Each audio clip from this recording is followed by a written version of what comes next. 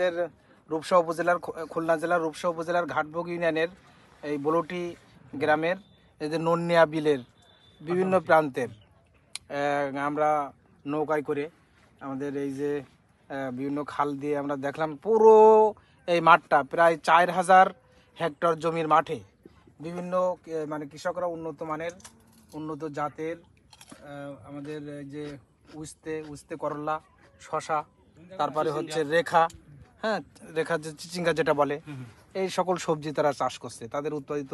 আমরা এখানে দেখছি হ্যাঁ যে যে উন্নত জাতের এই যে এখানে হ্যাঁ গোলরি প্লাস এই যে এখানে উস্তে করলা কি সুন্দর গিরাই এখানে এই যে প্রতিটা গিরায় কিন্তু এটা মানে ফল হয়েছে এখান থেকে।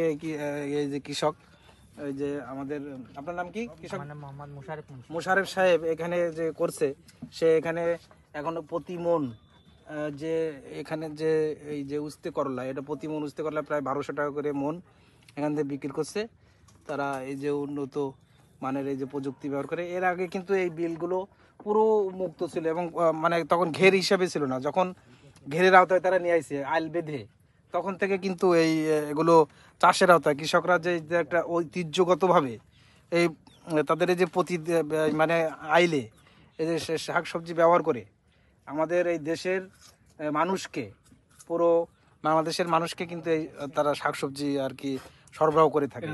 এদের পুষ্টি এবং সবজি নিরাপত্তা দিচ্ছে। তা আমরা আশা করছি যে আগামীতে তাদের এই কৃষক ভাইদের এই যে প্রচেষ্টা, একই সাথে আমাদের কৃষি বিভাগের উদ্যমতা অত্যন্ত ভাবে নিবিড়ভাবে এটা থাকবে।